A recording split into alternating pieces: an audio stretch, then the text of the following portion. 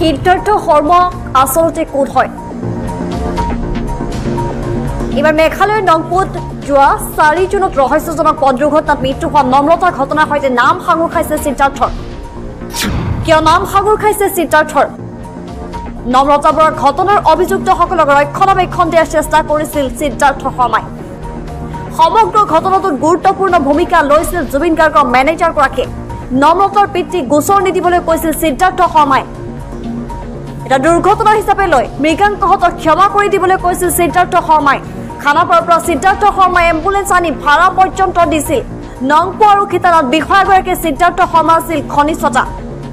এই কথা সংবাদ মাধ্যমৰ আগত প্ৰকাশ কৰে নম্ৰতাৰ পিতৃয়ে। নম্ৰতা বৰাৰ পিতৃ বোকাখাটৰ কমাৰগাঁৱৰ ৰমেন কুমাৰ বৰাৰ এই গুৰুতৰ অভিযোগ উঠিছে সিদ্ধাৰ্থ শৰ্মাৰ বিৰুদ্ধে।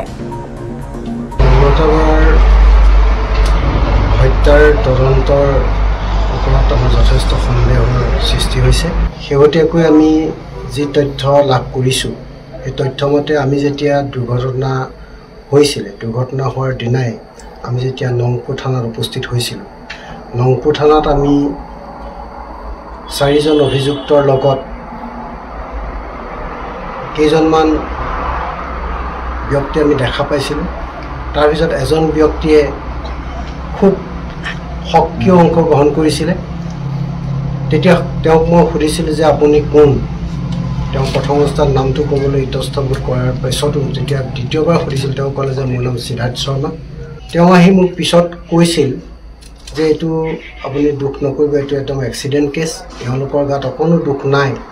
আপোনালোকৰ ছোৱালী হেৰুৱা মানে আমাৰো দুখ লাগিছে, গতিকে আপোনালোকে আইনী প্ৰক্ৰিয়ালৈ যাব নালাগে, আপোনালোকক ক্ষমা কৰি দিয়ক। এম্বুলেঞ্চৰ কথাটো আমি যেতিয়া বন্দবস্ত কৰিলোঁ, সেই এম্বুলেঞ্চখন ঘূৰাই দিয়াই তেওঁ খানাপাৰাৰ পৰা এখন এম্বুলেঞ্চ অনাই পেলাই তাৰ পে'মেণ্ট পৰ্যন্ত তেওঁ দিলে। তেতিয়া মোৰ সন্দেহ হ'ল যে এই মানুহজন ইমান সক্ৰিয় হোৱাৰ কাৰণ কি। তাৰপিছতে আমি দেখিলোঁ যে নম্ৰতা বৰাৰ যিটো তদন্তৰ প্ৰক্ৰিয়া, সেই প্ৰক্ৰিয়াটো ইমানেই লাহেম হৈ গৈছে, আজিও চাৰ্জশ্বিট কোৰ্টত ফাইল হোৱা নাই। প্ৰতিদিনেই চাৰ্জশ্বিট দাখিল কৰিম বুলি কয়, কিন্তু চাৰ্জশ্বিট এতিয়াও দাখিল কৰা নাই। সিদিনা যেতিয়া মৰমৰ জুবিন দাৰ মৃত্যু হ'ল, জুবিন দাৰ মৃত্যুৰ লগত এজন মানুহৰ ফটো আমি দেখিবলৈ পালোঁ। দেখাৰ পিছত সেই ফটোখনৰ মনত আমাক সচকিত কৰিলোঁ যে এই মানুহজনকতো আমি সেই নংপু থানাত লগ পাইছিলোঁ, যিজন মানুহে আমাক এই ঘটনাটো এটা হত্যা কৰা ঘটনাৰ পৰা দুৰ্ঘটনাৰ ৰূপ দিবলৈ চেষ্টা কৰি আছিল। আমাক বাৰম্বাৰ কৈছিল যে আপোনালোকে আইনী প্ৰক্ৰিয়াৰ ওচৰলৈ নাযাব।